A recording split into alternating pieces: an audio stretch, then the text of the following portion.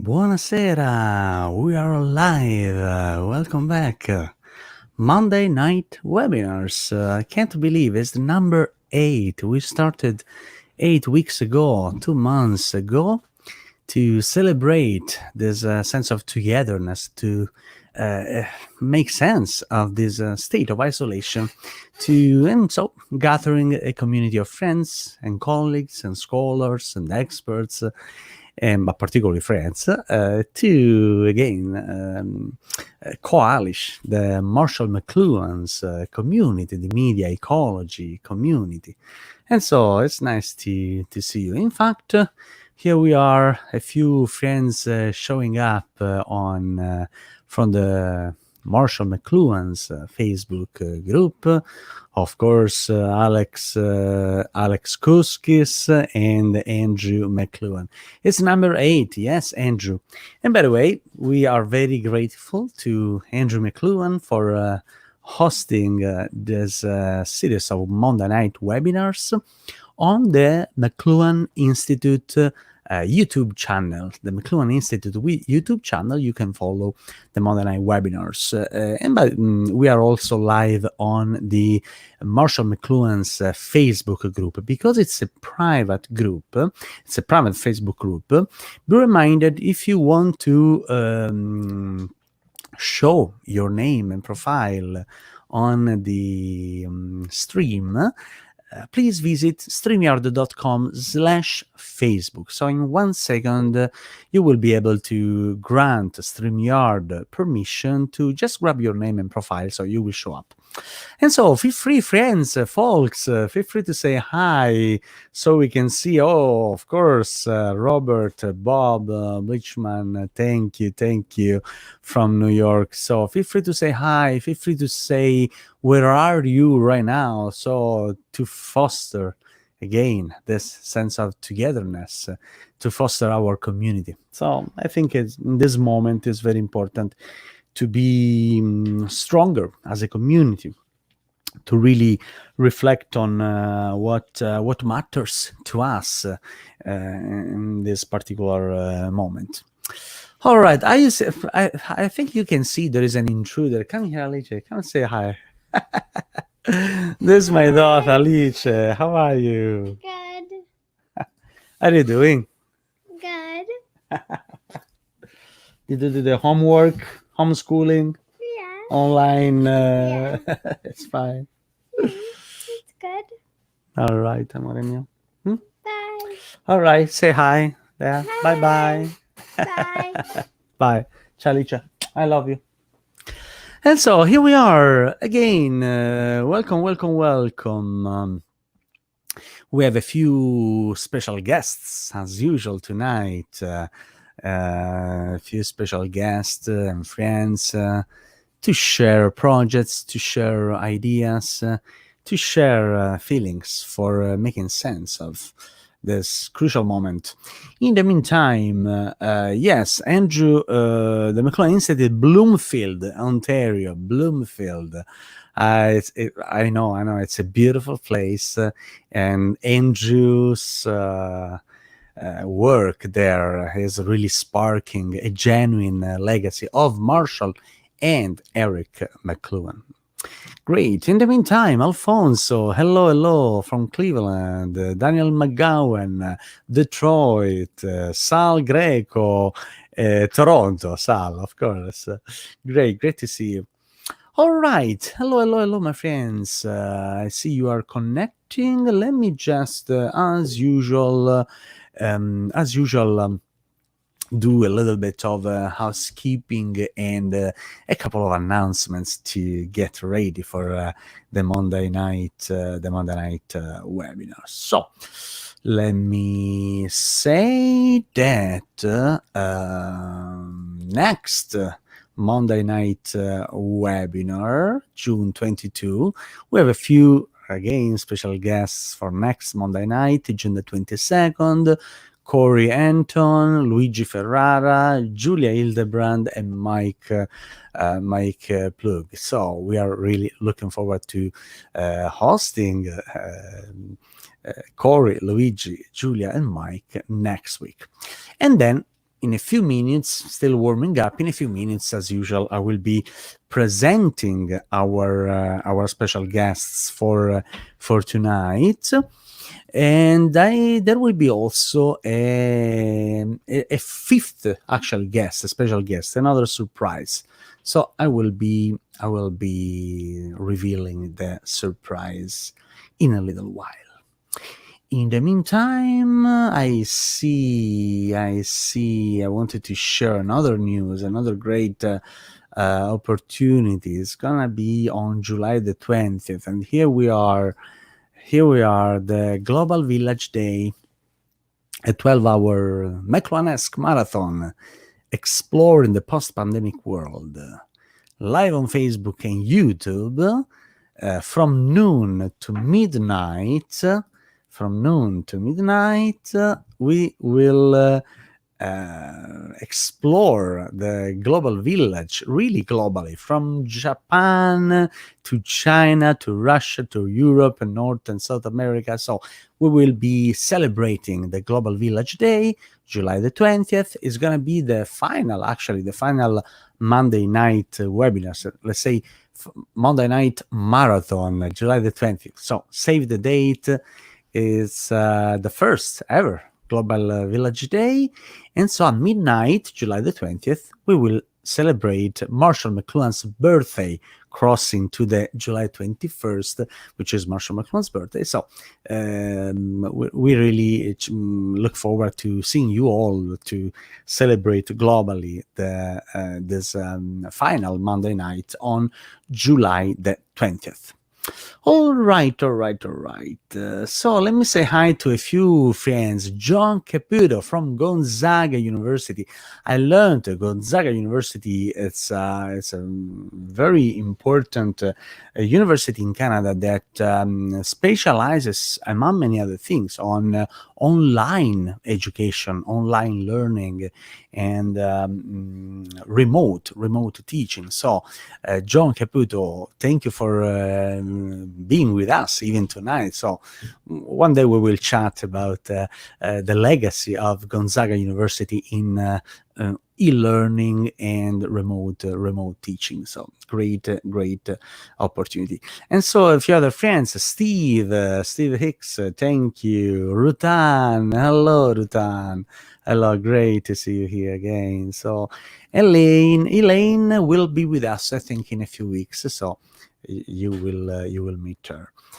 And great. It's 8:08, so we're about to get started. Andrew, hello, from Toronto. It's Canada. Yes, it's Canada, definitely. So, what's going on? 8:09. I was waiting for another guest, actually, a last-minute guest. It's a surprise for you all. I didn't want to reveal the surprise. However, Peggy, if you are there, Peggy, I saw you. You were coming on the green room, and then you left. So hopefully, Peggy, if you are there, please come back. We are here. Okay, she sent me a message. All right. Okay. Hello. Great. Okay, I think it's time to start. 8:09. We have a great lineup of speakers, and you see a Facebook user. Hi everyone. I'm trying to drop in the talk. Okay, I think you are Peggy. All right, Peggy, please try again. Okay, try again, and so you will be able to show up on the live stream. Okay, so don't give up, Peggy. And we really look forward to hosting you here tonight. Okay, so please try again. And you didn't hear your audio because I didn't bring you in the studio yet. So try again and I will. Okay, Peggy, feel free anytime. Try anytime. I'll bring you back. In the meantime, we are looking for Peggy to connect. I think we can start presenting our guests. We have four special guests tonight, and as usual, I thank. I'm very grateful to Alex Kuskis, the Mcluhan Galaxy blog mind, for preparing some bios. So I'm going to share a few biographical notes about our first special guest. Our first special guest, assistant professor. She is an assistant professor, game design and development, faculty of human and social science at Wilfrid Laurier University in Waterloo, Ontario. But she is very well known in Toronto at the Mcluhan Center in the Faculty of Information. She received, in fact, a PhD in Information Studies at the University of Toronto. I had the pleasure to meet her a few years ago at the Mcluhan Center.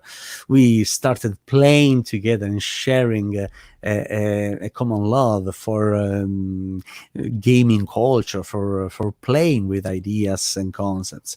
And so her research interests really deal with creative industries, multimedia, education. She is, I think, a filmmaker as well, and an expert in relationship between technology and art, and a great storyteller. I will say she's a great storyteller and a great passion for digital game design. So I'm very, very happy to host and welcome here in the Monday night webinars. Here she is.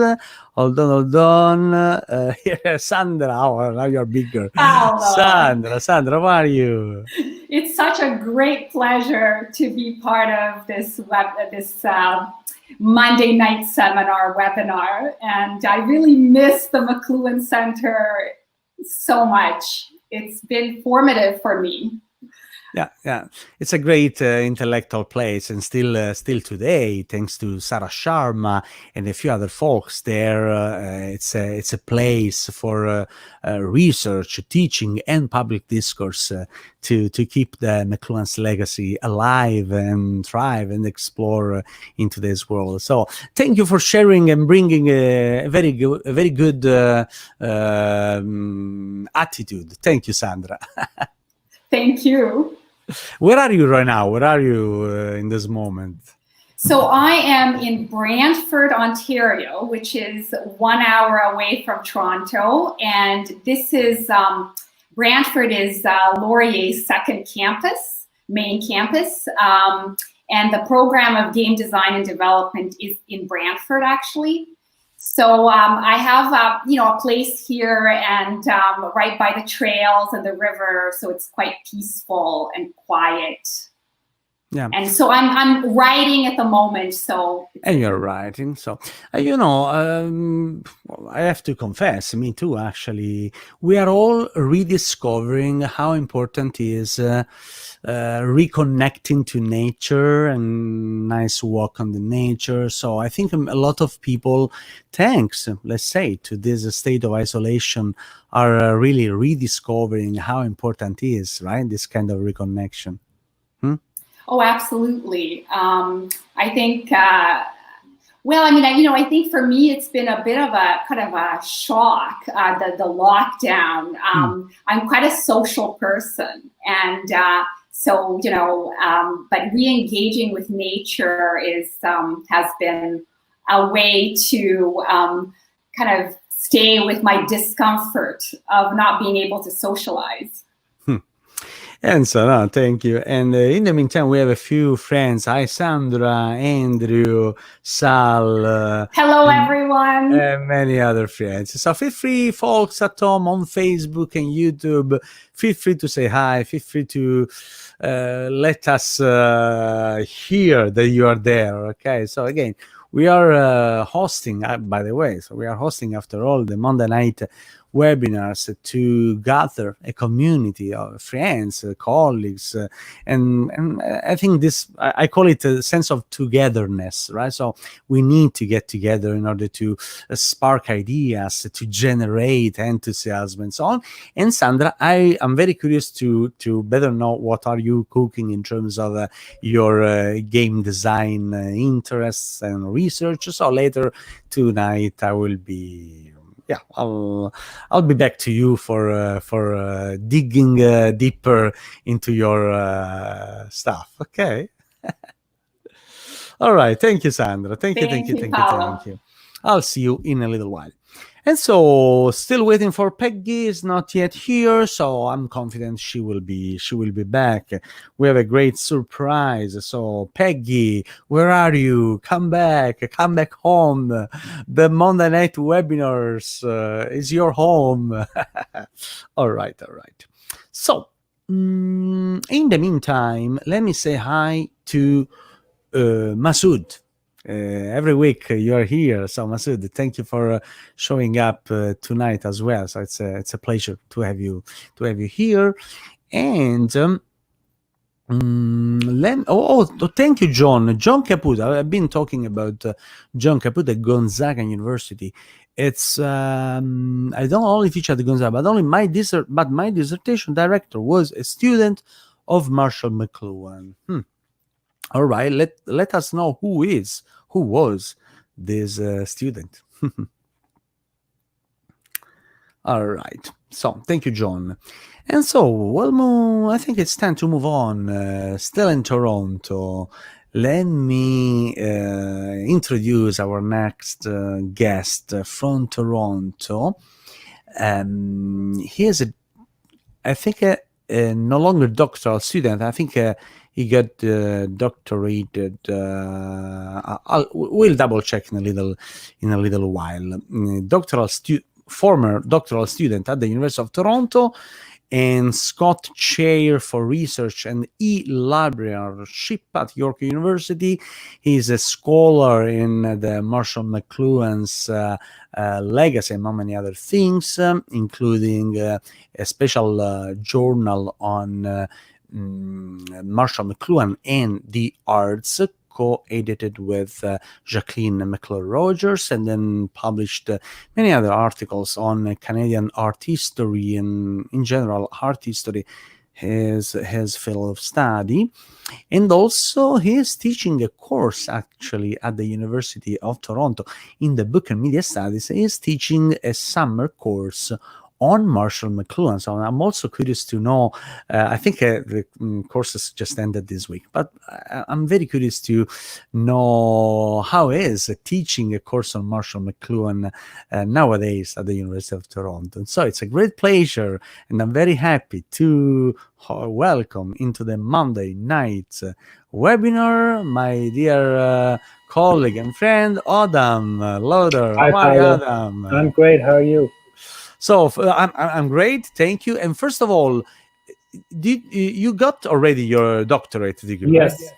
I have been doctorated, as you said. Yeah, no. Firstly, congratulations. Secondly, I promise we will update your bio blurb on the McLuhan Galaxy blog. And so, how are you doing? How is teaching online a McLuhan course in this PandeMedia? I call it PandeMedia, so a pandemic media world. So, how are you doing? It's been great. I've really enjoyed it. I enjoyed it last year, teaching it in person. It's not the same experience. I think, some things are lost.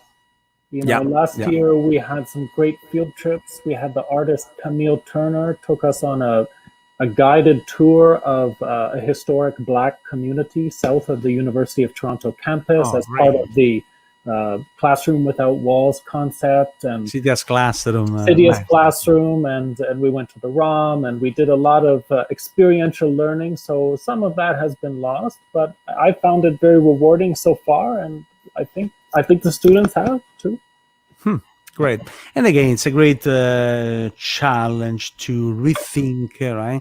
The way we teach, the way we undertake our education in this brand new setup. So I'm curious later to know more about this. And by the way, we have a few friends, Andrew, Dr. Lauder, right? And Colette from Australia. So wow, I I think it's morning right there in Australia. I think it's 1 day ahead. Actually, they are already in the 16th of June. All right, Adam. So I'll be back to you in a little while. So Sure. I'll be finishing presenting our guests, and then we again dig deeper into your research and your feelings in this particular moment. Okay. Thank you, Adam. Thank you very much. Great. In the meantime, I saw folks on Facebook already started making puns. Here's the first one: pandemic. So that's very good, Andrew. So I challenge. Does anyone have a better pun for tonight? Please comment on Facebook and YouTube. We will share your puns. And by the way, Andrew was wondering the same I was wondering, because John Caputo said Walter J. Young was your supervisor, John Caputo. Let us know. We are very curious. I didn't know that Walter J. Young was a thesis supervisor at the University of Toronto. No, I don't think.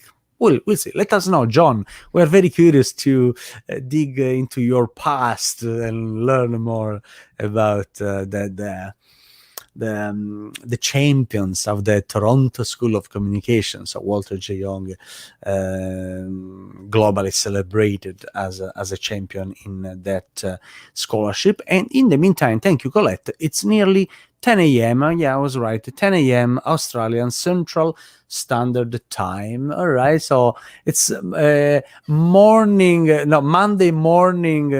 webinar in Australia.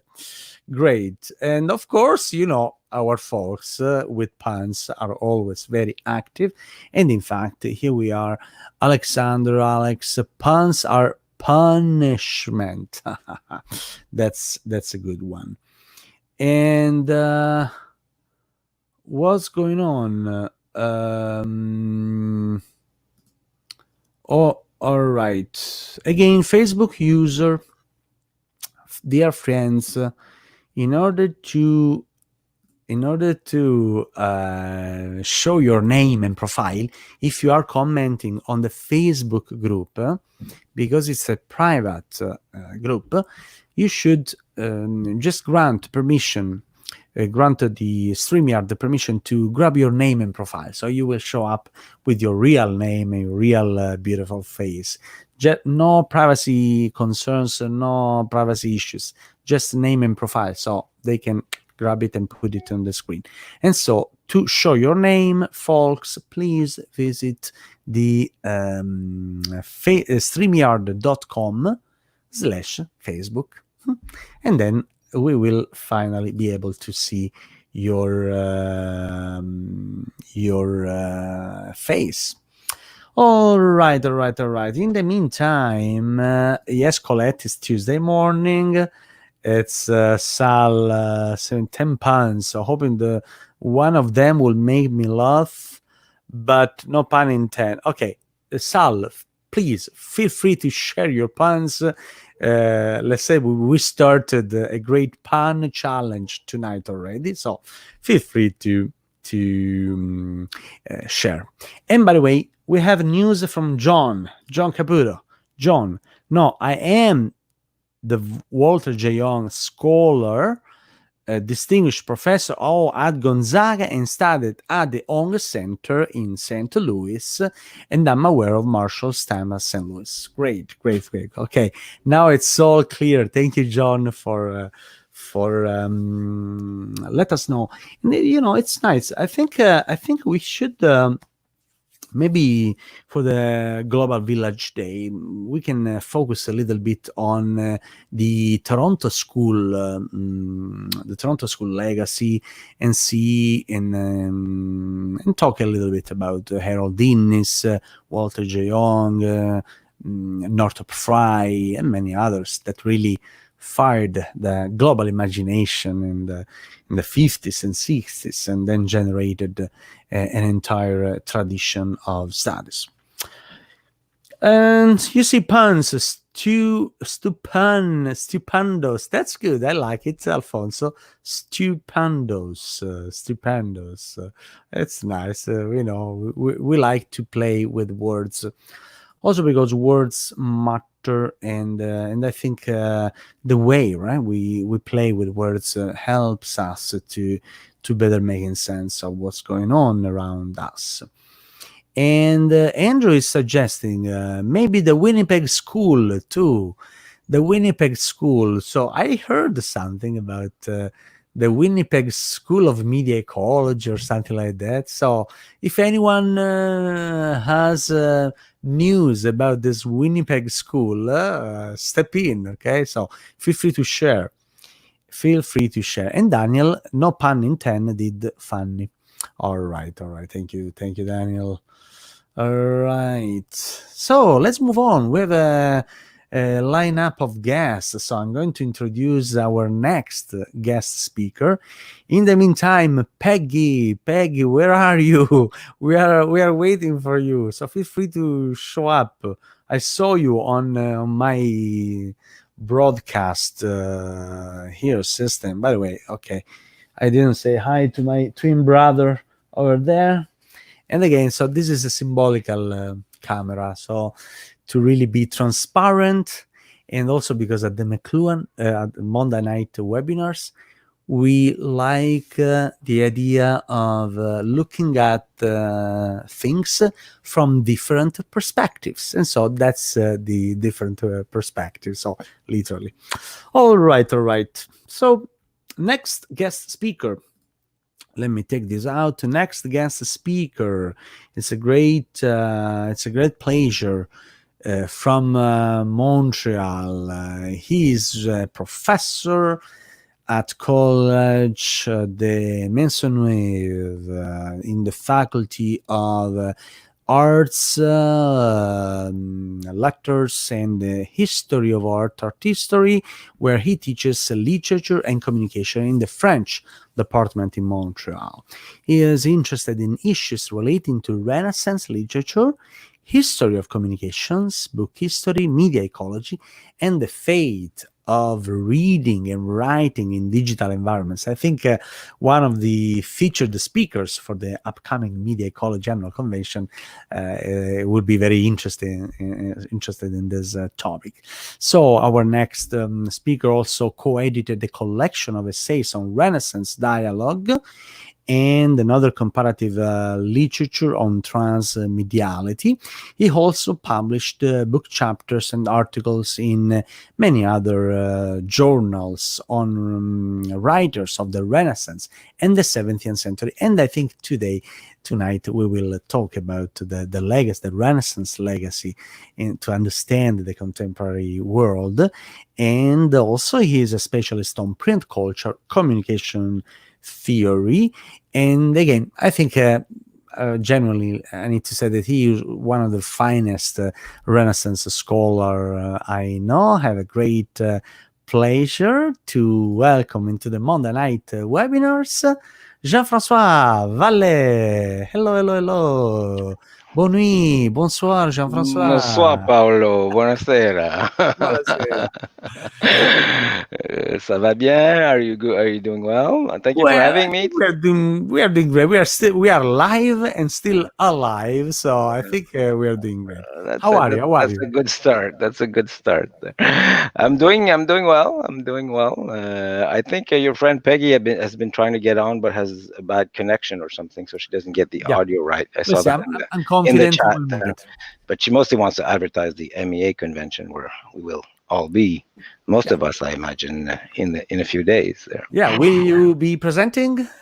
Yes. Exactly. That's what I'm doing this week. Is preparing my talk. Because by the way, where are you right now? In Montreal, inland? In Montreal, yes, on the island. Montreal, as you know, is an island. Sure.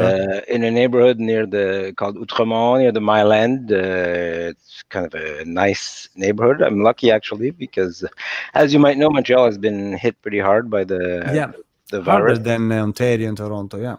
It's one of the worst places actually. Maybe not quite as bad as New York, but it's been pretty hard. I think, especially in long-term care facilities, there's been a lot of casualties, and it's a very sad situation. Some neighborhoods too are badly hit, especially like more less privileged neighborhoods.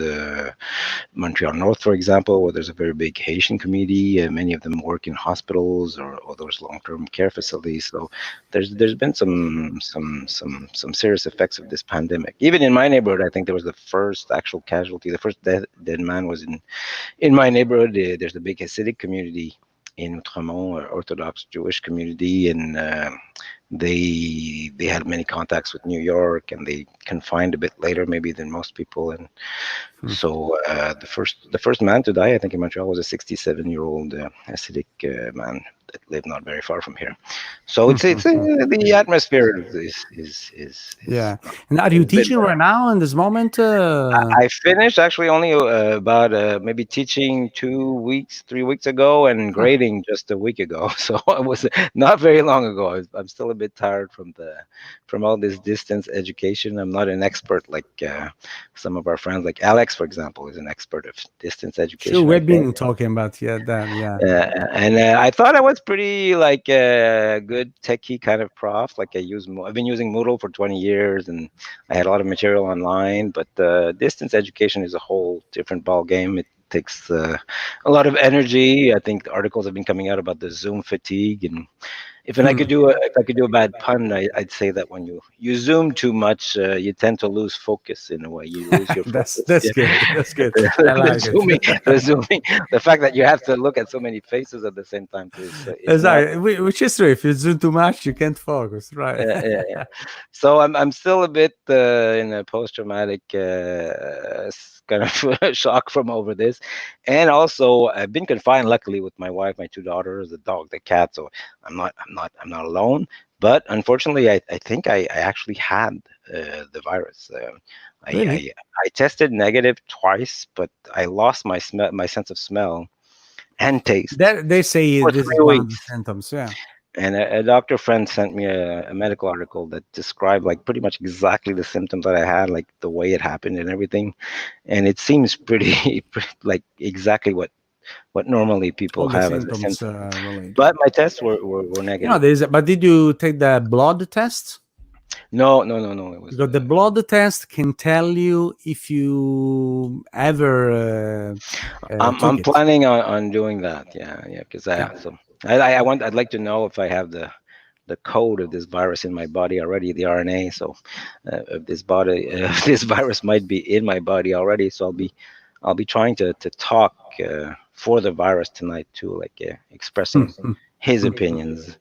I think he's already part of me, like he is part of many people. So you're talking to him or her. Who I'm knows? trying to create a relationship with this strange messenger that is the COVID-19 that seems to have it seems to have a message for humanity. Remember, we had the. Did you get the coronavirus spike protein RNA turned into a music composition? Oh yeah, I heard that.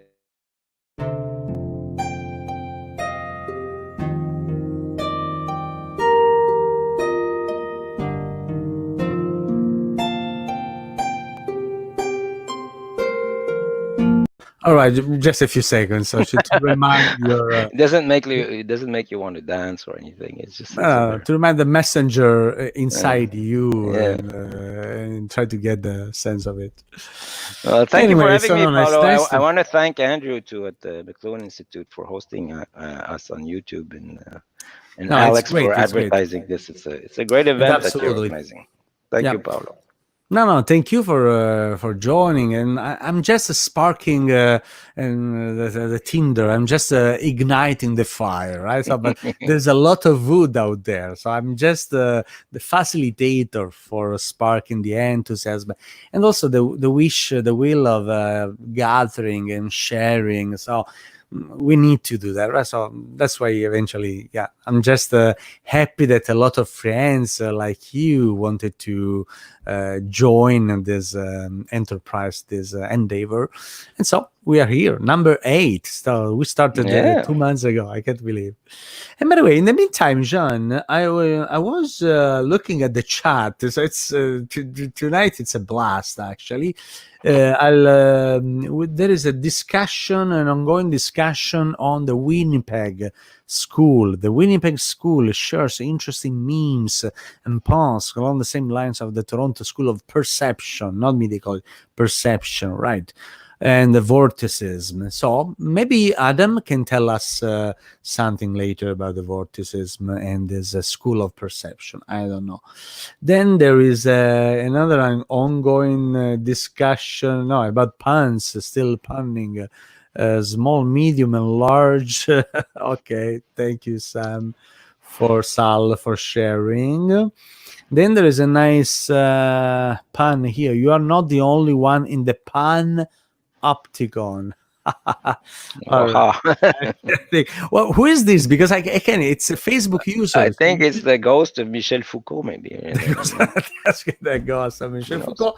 So, ghost of Michel Foucault, please reveal yourself, your real identity. Anyway, so and again, let me just make that. You have to just go on streamyard.com/Facebook, and so you will show up. So what else? Let me move on because it's a very active community of folks tonight. And by the way, Andrew, say hi, Jean-François. And Masood was asking, is there any Mcluhan scholar professor at your university? Tons, as many as you can, no problem. We have tons of Mcluhan scholars at York University, among many others. Let me just say Janine Marchasseau. Janine Marchasseau is a great Mcluhan scholar at York University. Absolutely. They recently at York, they started up a new program in art and technology, in digital art and technology, and there is such a great focus on some Mcluhan-esque takes on relationship between art and technology. And Andrew say from the Mcluhan YouTube, question for Jean-François. Jean-François, to what level did Mcluhan influence the film culture in Quebec and the new wave of filmmaking born in Montreal in the 60s and was a giant influence worldwide? I'll leave you with this question, Jean-François. So I'll be back to you in a little while. In the meantime, I'll answer on YouTube. I'll answer on the chat. Okay, it's from YouTube. Yeah.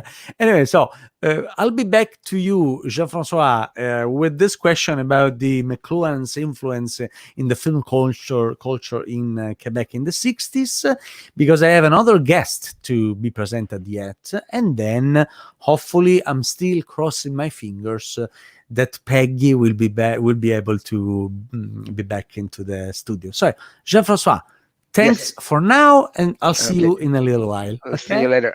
Thank you. All right, that's nice. So it's a very active community again. I told you tonight. In fact, Alfonso has another pun: pension.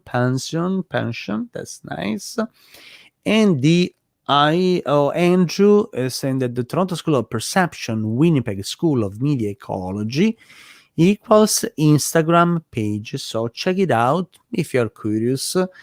And I think, and by the way, Winnipeg recently included Marshall McLuhan in the Walk of Fame. I think there is a kind of Walk of Fame in Winnipeg.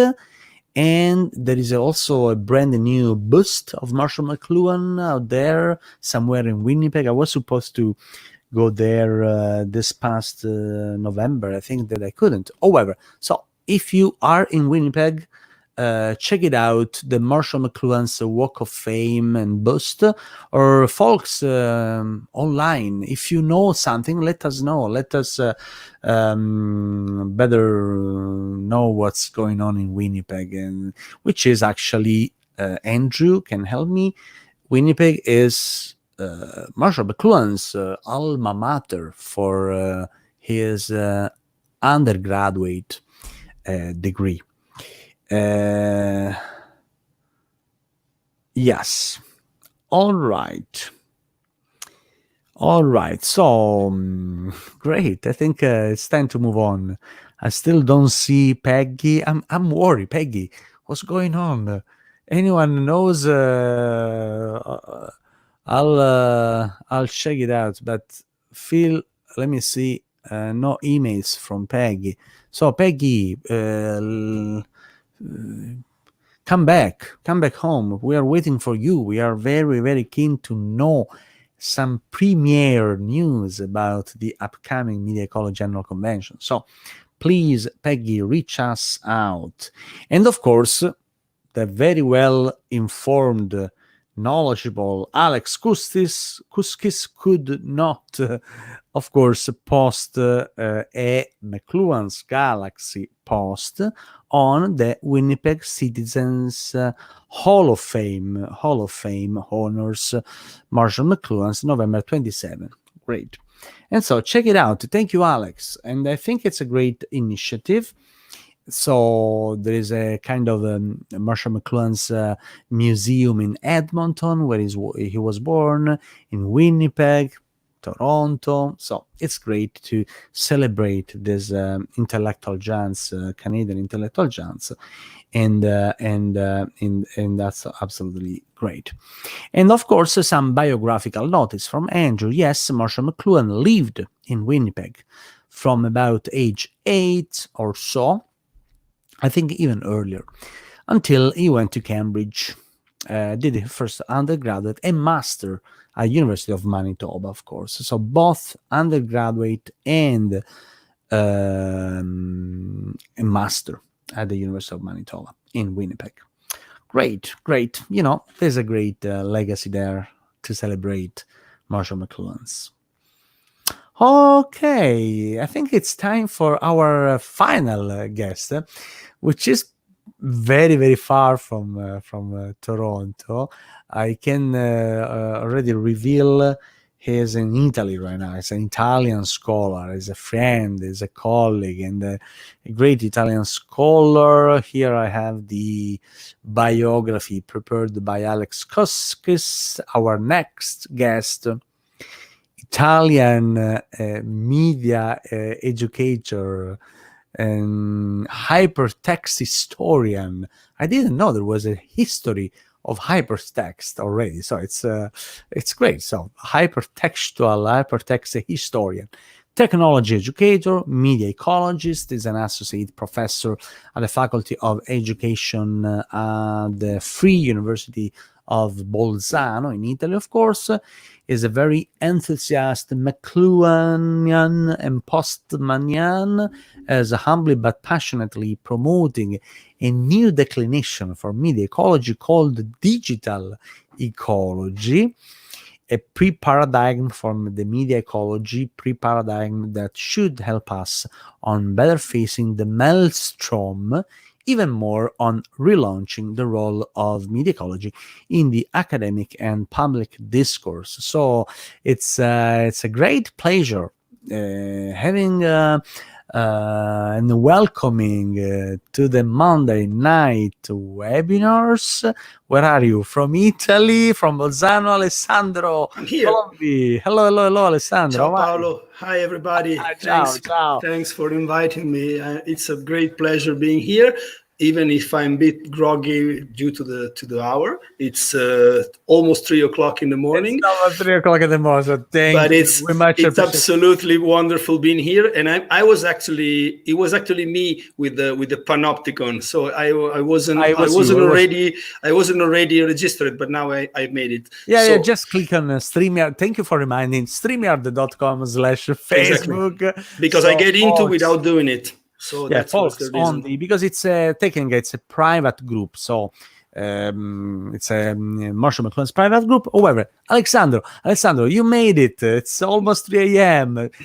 Folks, feel free to cheer and send your messages of encouragement for Alessandro. Don't fall No, it's asleep. exactly. Don't fall asleep. Oh, And Emma, no, I'm very excited. So I wouldn't be able to fall to sleep with this panel and so many friends from everywhere. Ciao, Andrei. It's nice to meet you.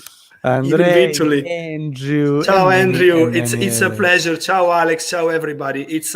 I'm so sorry we wouldn't be able to hug each other in presence in Delphi. I was really expecting this event as an yearly ritual. It's something that enriched me so much from 2016, from my first MIA convention. So I will in definitely Bologna, miss right? it. It was in Bologna. Exactly, where we met the first time, and it was a shock. Even one of the biggest shock of the coronavirus, apart from the sadness of what's happening around, was also the egoistic side of the Ciao Salvatore. Hi. Of the a bit egoistic side of the issue is to not able to meet each other and discuss, because a video conference will be great, but will not be the same of chatting together and networking with you and learning from you as happened in the last years. So it's wonderful to be here, and it's been a hard time. It's been 3 months of just video lecturing and being a e-learning enthusiast since the late 80s. It's been shocking to acknowledge how heavy it is to switch everything online. So I work with primary school kids, middle school kids, and university students and teachers and parents, and manage exams, and next week also some thesis online. So has been very strange. Has been very digital, very electronical, and make me think so many times about the words of Marshall McLuhan, like the citation I grabbed from Alex's website and from the CTS classroom and from my beloved Italian copy. And that's the Italian edition, La Città with come aula. With the signature, from Kathy. Signature? The signature from Kathy.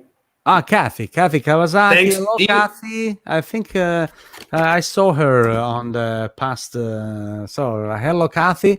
So you have a signature from Kathy. Yes, thanks to you, because it was in Toronto for the 2016 gathering when I met her. Great.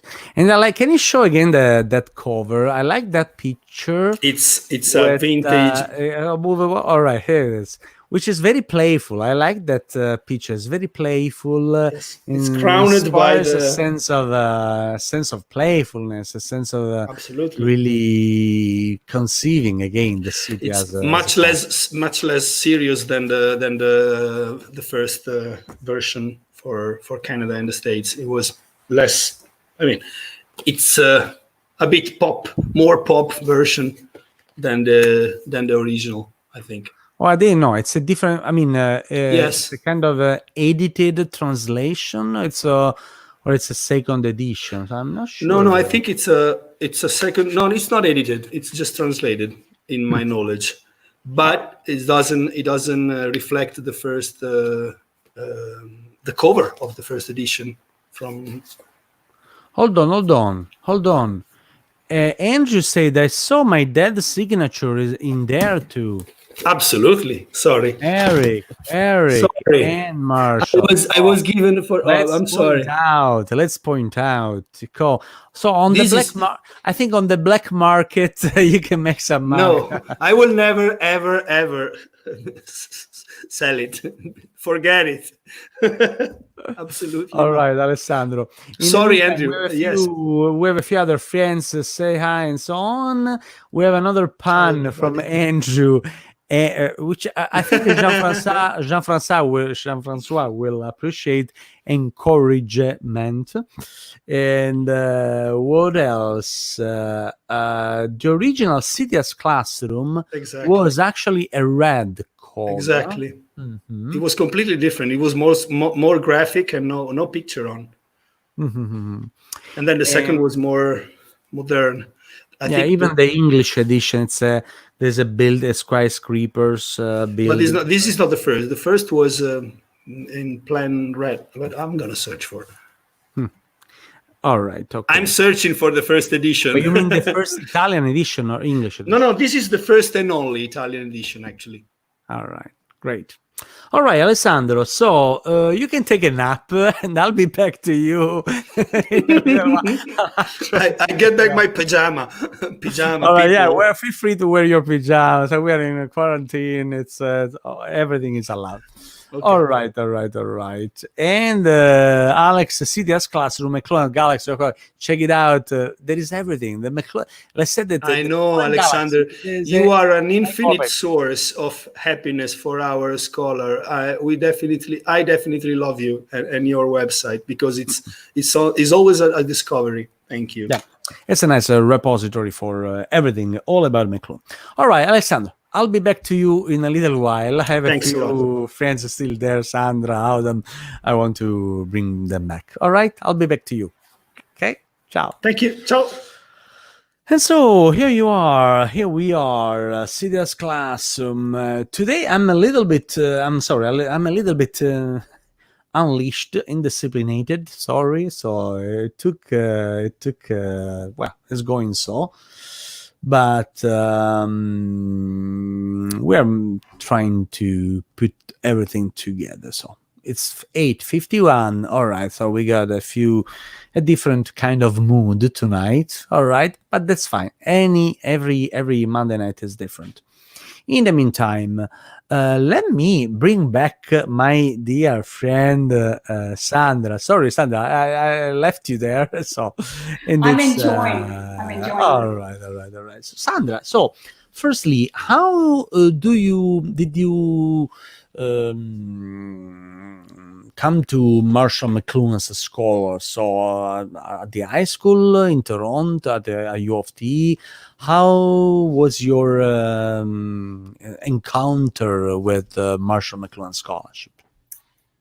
So, my background, actually, I have a Bachelor of Fine Arts in Film from York University, York University, and then I continued with my training, my master's degree. I received from Ryerson, where I was introduced to Marshall McLuhan, Understanding Media. I mean, I think I was introduced much earlier on during at York, actually.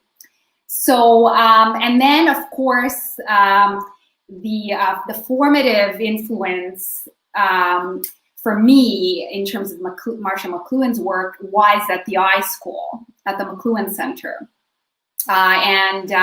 This was, I think, around 2015 to 20, I forget now. That was when we were collaborating together at the McLuhan Center.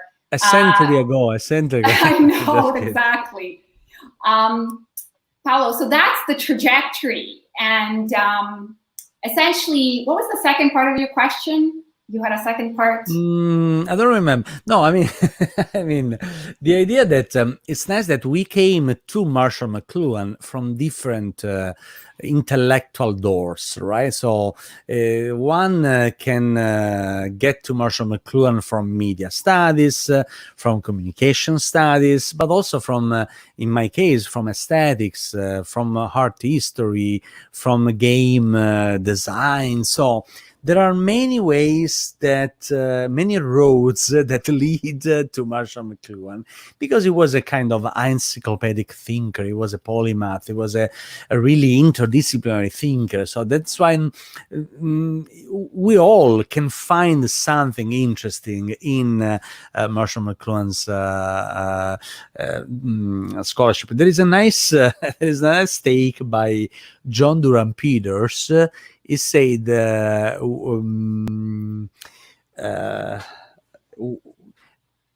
people, scholars, read Mcluhan for sparks. So when we need some sparks in terms of intellectual stimulations, Marshall Mcluhan is the right place to spark ideas, to let ideas really generate and germinate. So I think probably you did the same. So what's your take on the game design and Mcluhan? So I mean, I think you're right. Artists are drawn to Marshall Mcluhan, and innovators are drawn to Marshall Mcluhan, as you say, the spark, the engine, the creative experimentation that is part of any artistic endeavor is where Mcluhan comes in. Sorry, Paolo, could you repeat the question? What was your question again? No problem, Sandra. The answer is more important than the question. I mean you're interested in game design. Yes, okay. Game design, and how do you apply Mcluhan's ideas? How you could take into account Mcluhan's ideas into your own scholarship in game design, your own research in game design. So. This is the thing. In my scholarship, I'm interested in the creative process. So in that sense, Mcluhan is relevant. Is very, very relevant. In fact, I'm also interested in perception, the way in which the tools and methods that we use as artists. For example, in game design, we use software, we use sketching, we have certain methodologies, heuristics when we make games, design thinking. We brainstorm and ideate, which is part of the kind of the initial stage. And so, and then, of course, I always bring it back to the way in which technology, so that the tools themselves and the work, which in this case is a game, the way in which it structures subjectivity and structures perception, and how we can actually shift our thinking about ourselves and about the world. In effect, my work is, I analyze the game designer's creative process, and I analyze how that process is actually therapeutic and healing and restorative, and how it changes. It allows the designer to see things differently. So in that sense, I work with designers who make games about their personal experiences with illness and trauma and disability. And so that's how it relates. I mean, there's quite a bit of, there's a lot of connection and resonance with Mcluhan in terms of the way in which they express themselves through the medium of games. The way in which they deploy rhetorical devices such as metaphor and an analogy. It's a huge part of my work is focused on metaphor. All the puns that everyone's posting. And the way in which metaphor is a tool of discovery. It's like a probe in a Mcluhanian sense, No, but in fact, Mcluhan said the media are metaphors, right? So to carry on, to transfer, to translate. And so I think it's important. And also, I like the idea that actually the very concept of the media as extensions of humans. And there is a book chapter in Understanding Media, the only book chapter in Understanding Media, which refers to as a subtitle to the idea of extensions, is games. So the book chapter is titled Games, the Extensions of Men, extensions of humans. So extensions of human is just there, associated to games. So as a very important way to extend that kind of playfulness that makes us human, right? That makes us, that stimulates the imaginative thinking, the symbolical thinking, the idea of playing with concepts, playing with perception, right? Perceiving and then creating worlds, inner worlds. So, and it's all about games. And I'm very jealous you can master and doing research in this field. I think it's very relevant. Games are counter environments. Exactly. That's another take. And which project are you working on right now? So, is there something that you are investing in terms of your research activity? Absolutely. So there's a few projects, and so my work is going in two different directions, but they're offshoots of each other. They're related to each other, actually. So one part of my research right now, I'm writing a book, which is called Game Design Therapeutics, Transformative Making for Self and Society. That's the tentative title, Game Design Therapeutics, Transformative Making. And it focuses on, it's essentially based on my dissertation. So that's one project that I'm trying to complete. I've also been publishing with a collaborator, a very good collaborator, friend of mine. And we've been working on articles on abstract board games. So board games like chess and Mancala and Go and checkers, games which are very ancient, very old.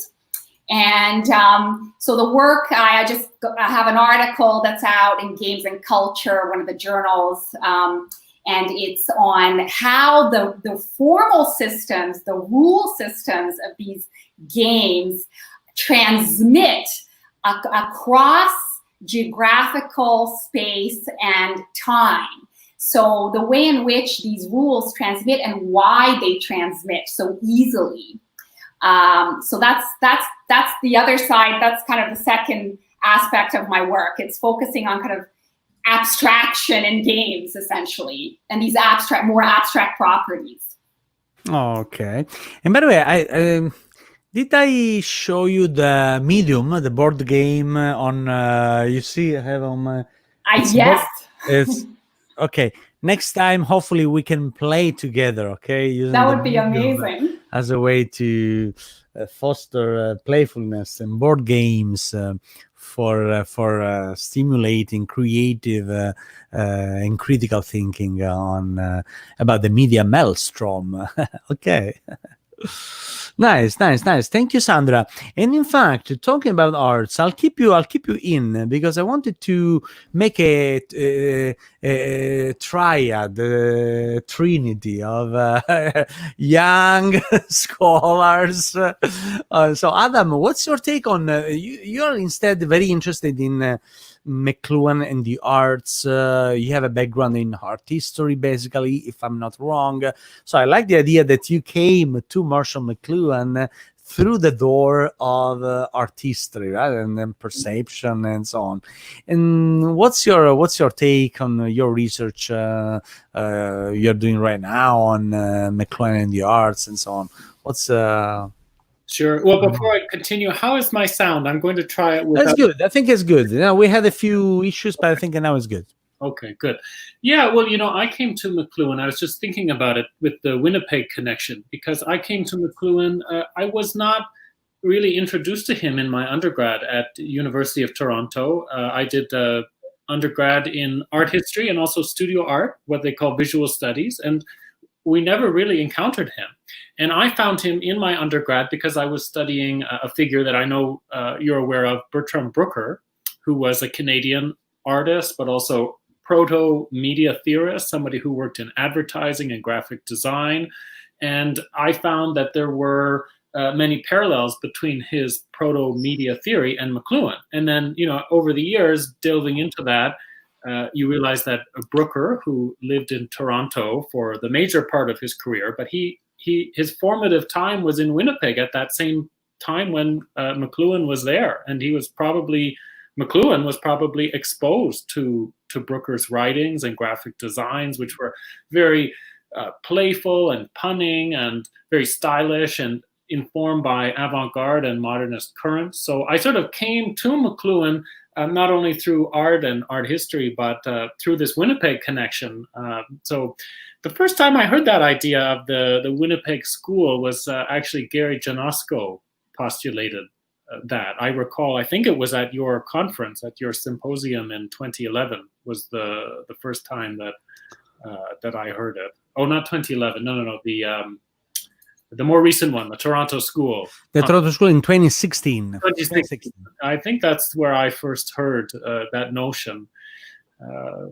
From Gary. By the way, so I think Gary will join us for the Global Village Day. So maybe I will inquire him about this Winnipeg thing. Also Mcluhan's childhood friend Tom Easterbrook from Winnipeg as well, and there are some other connections. But anyway, what am I working on now? I'm actually working on a few things related to Mcluhan, partly piggybacking on this summer teaching experience. It's good to come back to some projects while I'm doing that reading. So I'm trying to finish up one paper I started actually 3 years ago. I wrote a paper that was published in the Canadian Journal of Communication on Robert Smithson and Mcluhan. Oh, interesting. Connections there that had not really been fleshed out. The American artist famous for Spiral Jetty, he mentions Mcluhan many times in his writing, sometimes favorably and then sometimes more critically. So I tried to flesh that out, but I'm going back to it from another angle. And what is the other thing that I'm working on now? Hold on, wait a minute. I wanted to ask you about how is teaching Mcluhan in the 21st century, because let's say that at the Book and Media Studies program, we do offer, I think, the only one in the world course titled, it's SMC 465, right? 465. It's a course titled Mcluhan, just Mcluhan. Elena Lamberti used to teach that course. Bob Logan, I myself, we do offer the same course over the summer term. So how is teaching Mcluhan, a course on and about Mcluhan in the 21st century to 21st century students? So what's your feeling about teaching Mcluhan nowadays? Oh, it's been fantastic. I think that it's been 2 very different years, as I mentioned earlier. Last year I taught it in person, and it was very focused on experiential learning and thinking about the city as classroom, getting out of the classroom at St. Mike's and getting into the city, into art galleries. And as I mentioned, we had an open air tour led by artist Camille Turner that looked at this historic Black neighborhood south of the University of Toronto. So also delving into Toronto histories, lived experience, delving into recent critiques of Mcluhan too, Mcluhan's man, inspired by Sarah Sharma and Armand Towns, among others. So this year has been different. It's been challenging. I mean, as people are pointing out, it's not really e-learning, and we haven't had the preparation and the time to make it e-learning. So it has been a matter of thinking of Mcluhan of translation, and some things don't translate. So I was going to say, it's a learning experience, and it would be improved in a second iteration, but then that would be hoping, in a sense, that these conditions would continue, and no one hopes that. So in fact, I hope it's something that I don't repeat, and that we can go back to not normal, but something, we'll move beyond the pandemic. Yeah, absolutely. Exploring the post-pandemic world. Yeah. And Sandra, do you teach Mcluhan in your courses somehow, to some extent? Oh, absolutely. Paolo, I'm actually, I have to be creating I have to create a course called Games as Art for the winter session at Laurier in my program, Game Design and Development. So I will be including Mcluhan in that course specifically, Games as Art. And I taught Mcluhan at York, actually. I taught a class there called Games in Cinema, again, sort of the intersection between games and film. And Mcluhan is always a natural choice in that regard. So I definitely will be including Mcluhan. I always do. Whichever way I go, I mean, there's always you know, a way in which I can just kind of throw in Mcluhan and to extend me in different directions, theoretically speaking. I see.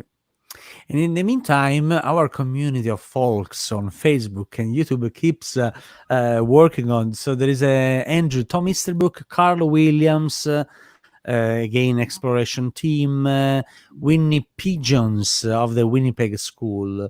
And that's why, Andrew, the Mcluhan Institute logo, right? There's a pigeon, I think, over there, so you can tell us more about this. And again, it's very impressive to see how, can I say, young scholars are holding the torch for the Mcluhan's legacy to rethink Mcluhan's scholarship in different fields and to really rediscover this classic, because I think after all, Marshall McLuhan is a classic, right? So we need to always rediscover classics, and classics are flexible, can be employed and used in different ways. So we need to really value classics, particularly from the 20th century, to better stand on the shoulder of these classics, and then discovering new directions, new pathways. And so I'm glad that you young scholars in the field are holding the torch for the Mcluhan scholarship, right? Nice. And so, Adam, Sandra, I usually tonight it's a little bit unconventional, but that's fine. But I have two other guests on the other side. I need to bring them all back, and I'll be back to you all, Sandra and Adam, for in a little while for a final merry-go-round. Okay, so I'll see you later. And in the meantime, where are you, my friend? Alessandro is sleeping. Alessandro, fall asleep. No, I saw. Hold on. You have to unmute it. You are mute. Alessandro, unmute yourself. Jean-François, are you still awake? Yes. It's the same time in Montreal as in Toronto. So. All right. And talking about print culture, Jean-François, did I give you the Gutenberg deck? I have a deck. You have it in my office at school. Yes. All right. There is a card on the errata courage, the corrigenda. All right, I'll find it. And so, what's going on? I wanted to briefly ask Jean-François your take on the Renaissance perspective to understand what's going on in today's pandemic world. So you mentioned an interesting, a lesson we can learn from the Renaissance legacy in order to better understand what's going on right now. So any thoughts about this? And then, Alessandro, I have another question for you. Jean-François, what about? Well, yes, I was thinking of playing on the famous Mcluhan quote that you used for the webinar, that the future is not the same, or I was gonna transform that into the past. Oh yeah, I have it. Hold on. You made a pun. I put it here. I forgot my own pun. No, that's the another past one. is not what Hold it on. used to be. No, here. The past is not what used to be, and the future of the past is now. Anyway, so what's going on there? Well, I was thinking of using the past actually to try to understand what's going on right now. Like my own work on Mcluhan came about as through my work on Renaissance dialogue in the 16th century. It's not always well known, but there was a huge trend of writing dialogues, so written imitations of oral conversations, not so much in the Platonic style, but more in imitated, kind of influenced by Cicero and Lucian and other writers from antiquity. And it was the most, probably the most used genre with letter writing, probably very communicative genre. And I was doing my PhD in the 90s as the internet was appearing, and I got very interested in questions of orality and questions of literacy, of course. That's how I discovered Ong and Mcluhan. And I think this period is quite fascinating, especially the early 16th century in Northern humanism. I did a lot of work on Thomas More's Utopia, which is mentioned by Mcluhan, of course, in his famous Gutenberg Galaxy, where he says that More is building a bridge over scholastic philosophy, and he's kind of an intermediary transitional figure.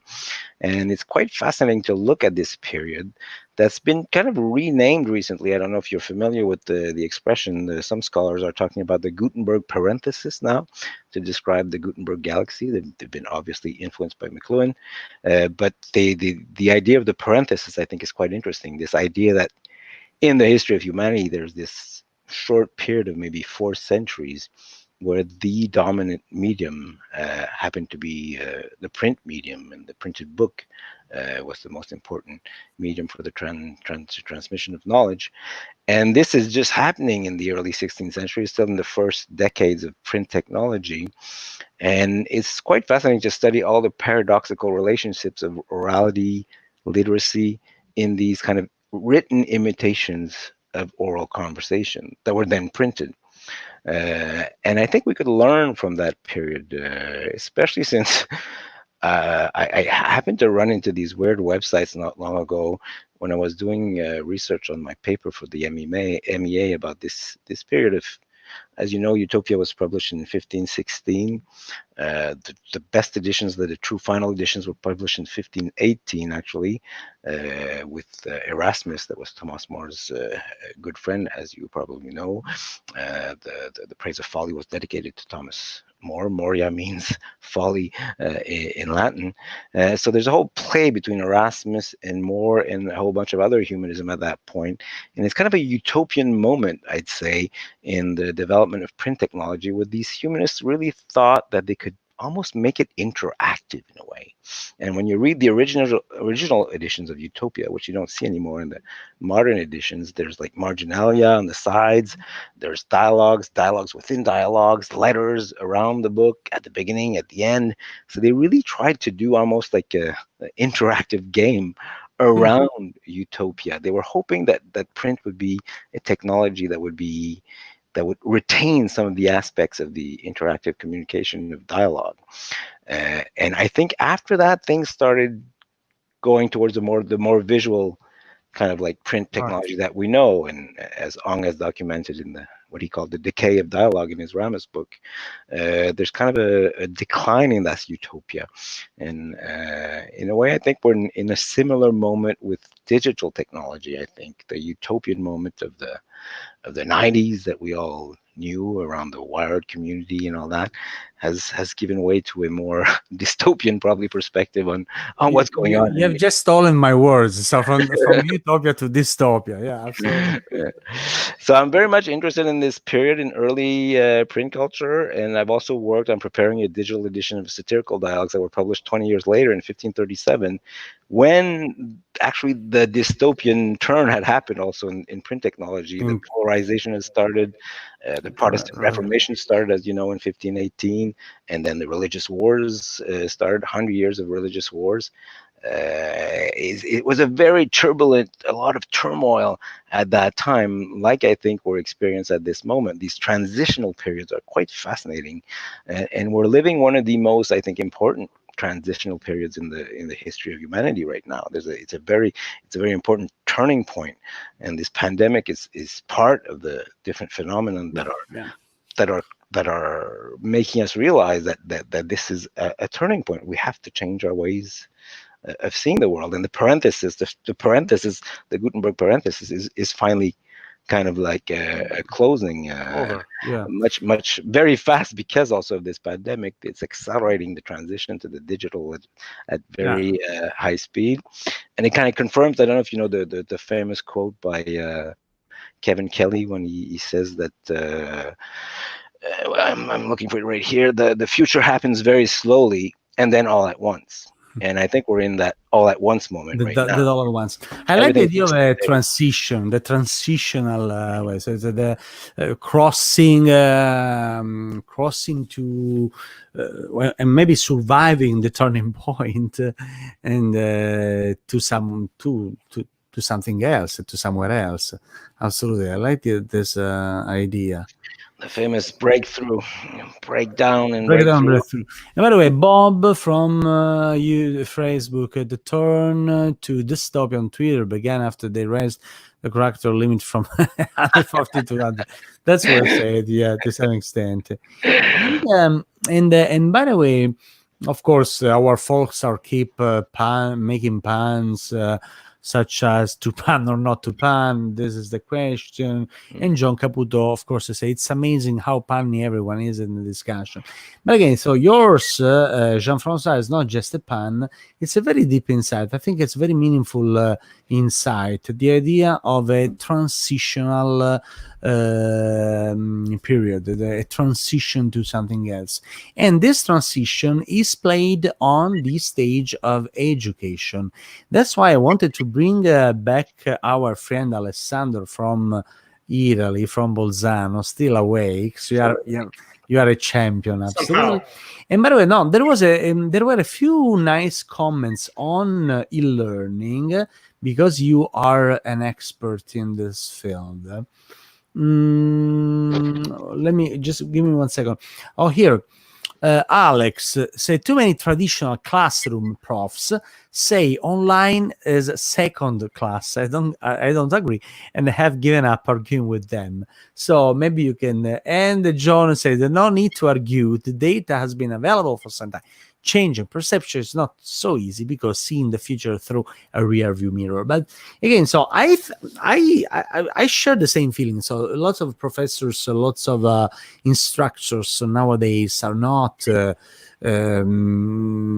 were not prepared, so didn't expect what was going on, and it's a great challenge. And they all say, of course, it's a different medium, it's a different mindset, it's a different attitude.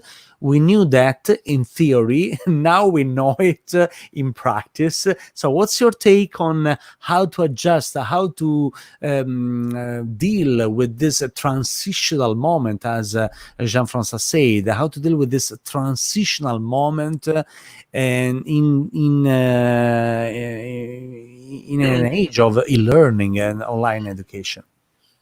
Okay, that's difficult, because my adventure with e-learning and related things started before the web appearance, because started with the hypertext in the late 80s.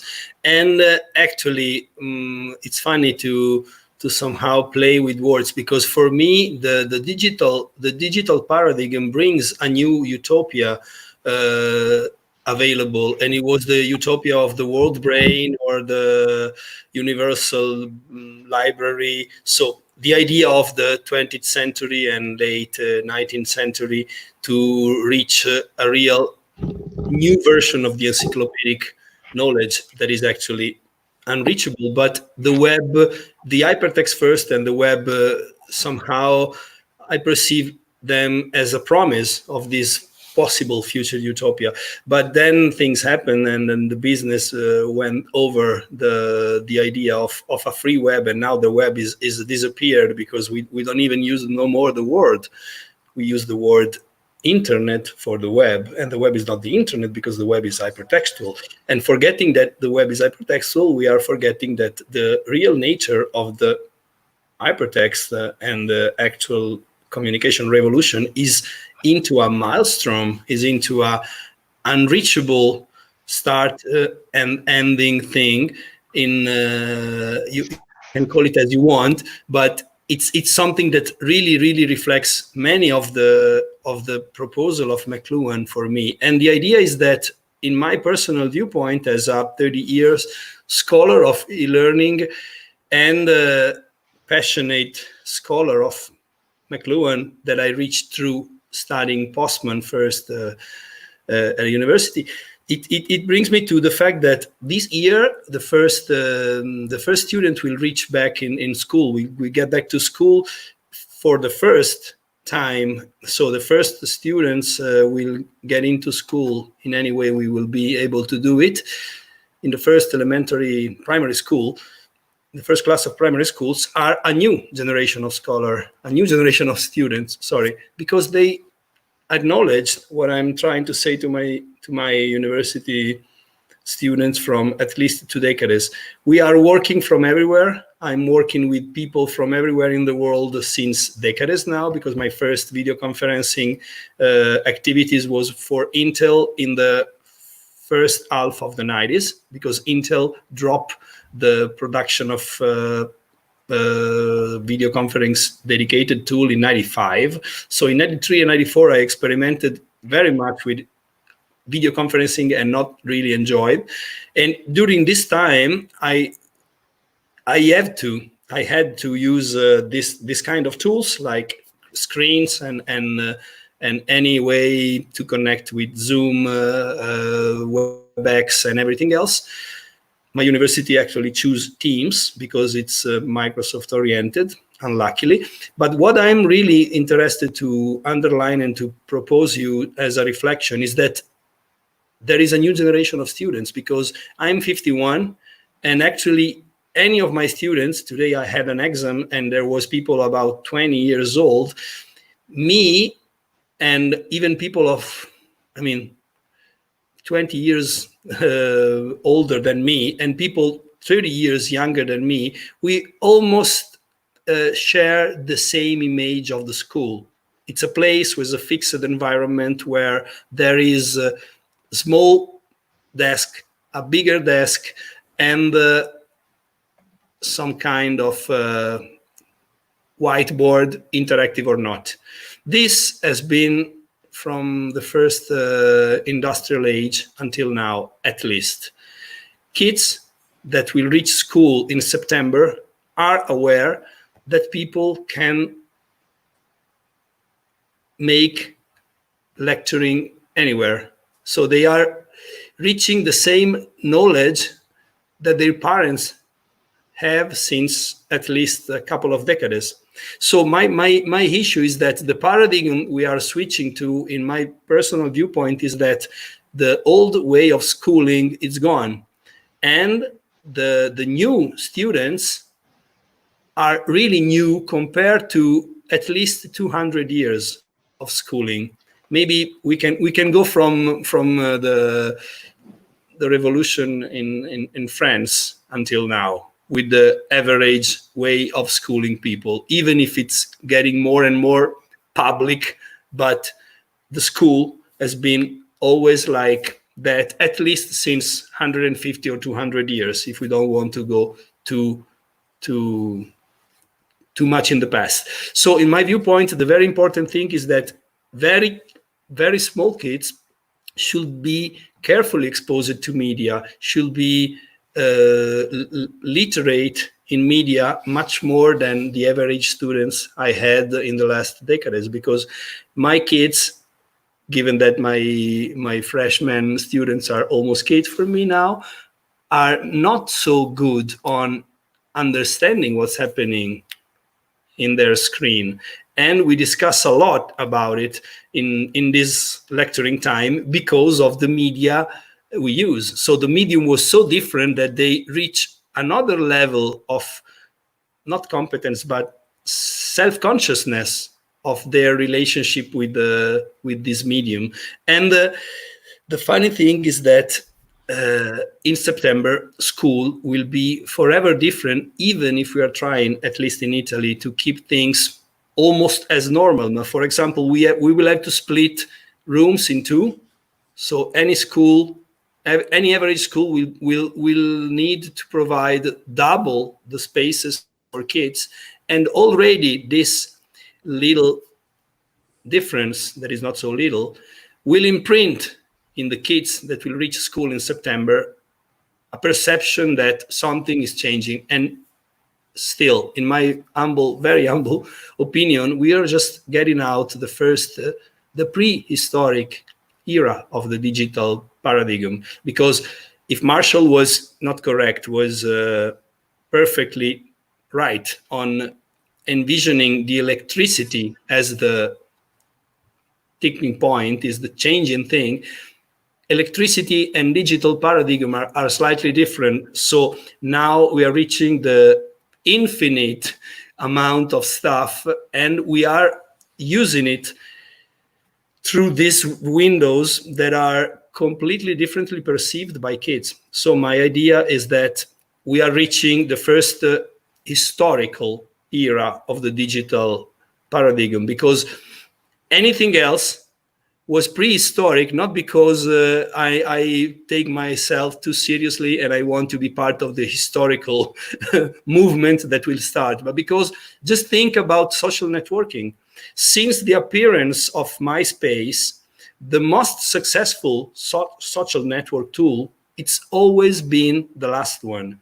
So actually, we are using Facebook because we are a bunch of old guys and girls. No, girls are always young, but kids are using TikTok. And so any news magazine, any magazine in the United States, it's rushing to get into TikTok and to use it. And this is funny, because TikTok 2 years ago was knowledge only by 10 to 13 years old kids and was named Musical.ly. They switched the name 1 year ago, and nowadays are the most important medium on the planet.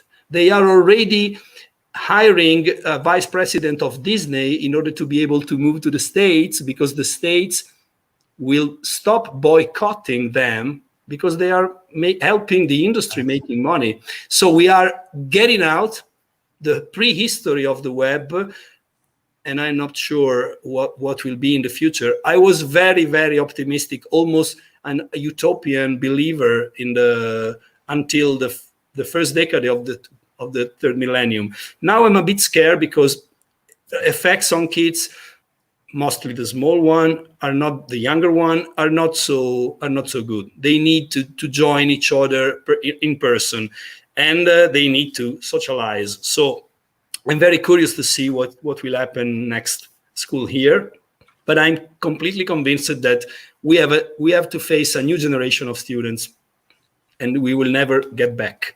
We have reached a tipping point, a switch that is definitive somehow. That is an historical switch or shift, or you name it.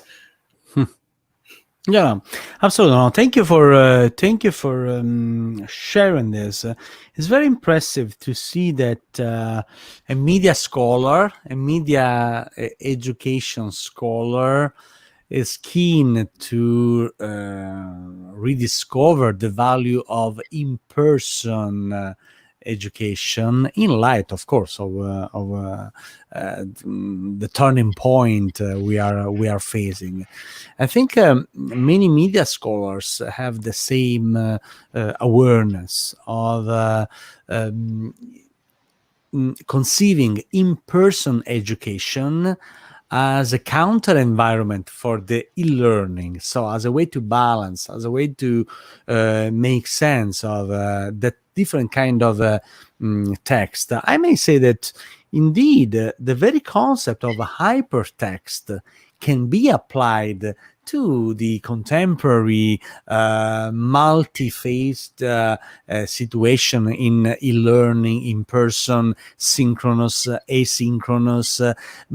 Students have to nothing but deal with a kind of hypertext. It may be a video lecture, it may be a reading, it may be a book, it may be many other different media combined together, and the ability of making sense, the ability of reading the hypertext hypertext, navigating the hypertext as a way to, again, on a multi-level approach to learning in general, a multi-level approach, more customized, because e-learning is much more student-oriented than traditional, I think, educational setup. So I think You're again, actually saying what's on the 9th page of CTS Classroom, where Marshall in the introduction said that the essential function of the teacher will be to draw the map for the students to explore. So it was, it was exactly, that was the citation I want to use, but it's in Italian and I wasn't sure to be able to translate it well. So the website of Alex helped me with a better version. But the idea is that we are facilitators of research of path, of valuable path. But this is much easier from, I will say, middle school. And for kindergarten and primary school, we still have a lot to do with printed books and to show them and to read them in person. For the, I think, acknowledgement of the importance of the book and of the process of reading, as for the description of the importance of reading from Postman, for example. So giving kids the time to reflect and read, it's still much important, maybe even as getting together. But as soon as they reach the level of, 10, 12 years, using the web or of the screen would not be a problem at all, but should be very well intended. That's why I think about being an historian of the hypertext, because the hypertext, in my viewpoint, goes back to the Talmud. So if you take the Bible and the Talmud, you see the difference between the culture of Catholics and Hebrews. And I'm not talking about the Zion version of Hebrews. I'm talking about the running, the escaping, the no land, no language, no real place idea of a Talmud that you bring with you, and you put notes on, and you put the recipes of your grandmother, and then you got the comments of your wife on the same book. We cannot write on the Bible. We shouldn't write on the Bible. So the idea of the Talmud, I think, it's maybe one of the first idea of hypertext we have. And I think it's still with us. Now the electronic and then digital version of the rhizomatic test should be deeply explored. But kids need paper, tangible things, atom-based stuff, and to stay together. So e-learning and distance learning are different, I think. And by the way, no, thank you for reminding. We have an expert in print history, Jean-François. I'm curious to, by the way, I have a Gutenberg deck called Marginalia. So, the idea of completing the text. And Jean-François, I just got an idea.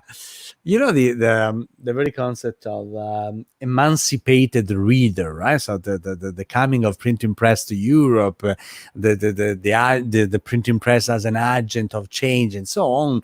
Let's say that created the idea of an emancipated reader. In an age of e-learning, we have a kind of emancipated learner. So we need to relearn how to learn, and young students nowadays are becoming emancipated learner beyond their instructors or professors. Maybe they can do more by themselves. So what's your take on this? What we can learn from the print history and the history of literacy, let's say, in the Western world, to make sense of what's going on today after in the post-pandemic world? Oh, that's a huge question. I'm not sure I have a good answer for that, but it's what is important to know is that in the Renaissance or Renaissance humanism, pedagogy is hugely important. I think there's a turning point after when the visual kind of fragmented specialist paradigm arrives. teaching becomes much more abstract, and the distance between the teacher and the pupil, I think, is becomes bigger.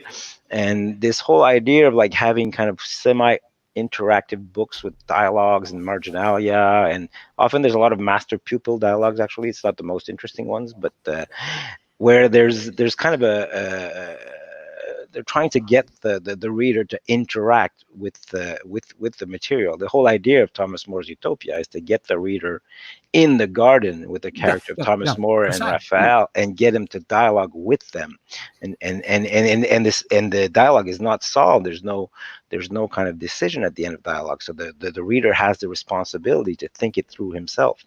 So this kind of interactive possibilities of new media to make it possible again to bring this type of interactive type of learning that was kind of like maybe put to the side during the more visualist completely print era, where there was the author, the way high in the air, or the master and the pupil, and the specialist, the expert.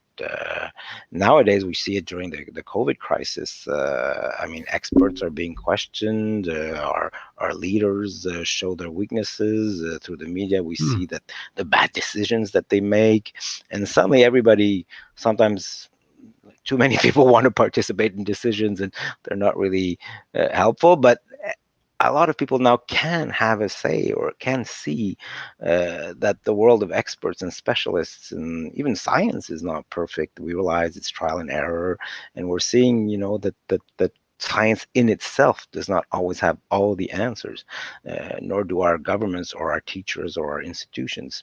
So I think we're coming to a point where we have the possibility, the technologies that make it in a way so we can recreate these kind of interactive pedagogical experiences.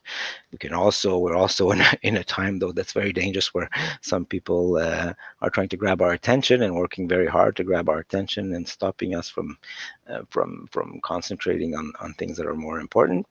I think TikTok in itself is pretty addictive. Like, my daughters are using it. I've tried it. I've looked at it. It's like just like popcorn. It's these short videos are well done, a bit like Vine a few years ago, but on another level. I think for the attention span, if you spend a lot of time on TikTok, I'm not sure it's a very good thing in the long term. I mean, in a way, there is shortness became a value, right? So in order to sell something, in order to persuade, in order to catch the attention and so on, the shorter the better, right? So the idea that I don't know if like a 2-hour webinar, for example, might be a bit too long. I think you should do an edit maybe of this webinar, and do like a quick edit, maybe like make it like you're right. Seconds, but I want to just get the best parts, the crunchy parts, and I had this idea. Yeah. However, I had a motto: lockdown equals slow down, slowing down. So I wanted to counterbalance. It's one of the lessons of this pandemic. We are forced to slow down, which is really nice. Forced to slow down, but even the lockdown changed our perception in relation to this online webinar. Online webinars used to be the most boring stuff on the web. Now all people, including us, they are all making webinars online and Zoom and so on. So I think it changed a little bit the perception. However, I think it's important, as you said, we need to counterbalance the shortness and the ability of slowing down, right, and enjoying. We've been talking, remember, a few weeks ago, maybe, about the idea of retrieving the contemplation, the pleasure of focus, the pleasure of again retrieving that sense of calm and quiet meditation on. You have apps for that. There's tons of apps for meditating. Isn't there one that's called Calm also? You could use apps. You could use apps to become calm now. All right, maybe one day we will do a live meditation session during the Monday night webinars. It's gonna be the first ever attempt On the to do music of the COVID, you could put that in the background there. The yeah, music. yeah, maybe, It was maybe. kind of like a nice meditation music. That's a good idea. And by the way, that piece is very calm, is very meditative. Yep. So I was just checking out some comments on from YouTube. From YouTube. Oh, by the way, so bye. John Caputo is leaving. All right, I wanted to say hi. Elaine, sadly, not all kids in the global village or even in all of the US, for example, have computers or internet access. That's tonight's discussion is exciting, so don't mean to be wet blanket. No, you're right, Elaine. We've been talking about the very idea of digital inequality. Let's say that the lockdown really enhanced and unfortunately boosted up the digital divide, the so-called digital divide, the digital inequality. So there are a lot of people without access to internet, and the internet should be conceived as a kind of human right. So we discovered how important is internet, particularly in a moment like the lockdown. And so thank you for raising this up. And by the way, this also deals with the very idea of digital literacy. If people don't have the skills to make sense of the digital environment, so without that kind of digital literacy, they won't be able to thrive in a such digital world. So I think this is something we should focus on. And so again, so thank you, Jean-François, for sharing your thoughts. And did Mcluhan ever comment on Alan Watts, or did they met? I'm not sure. I don't know. Anyone in the community help Steve to fulfill and find the answer. All right. And by the way, so it's 9:46, and usually at this time I put all together. I make a final merry-go-round for wrapping up to some extent. Tonight it was very variety of thoughts, so I unleashed the conversation. I like it. So sometimes we need to get it a little bit lighter. But hold on. Peggy, where are you? I didn't see Peggy. Peggy, where are you? Still didn't show up. So, okay, folks, no, my special guests.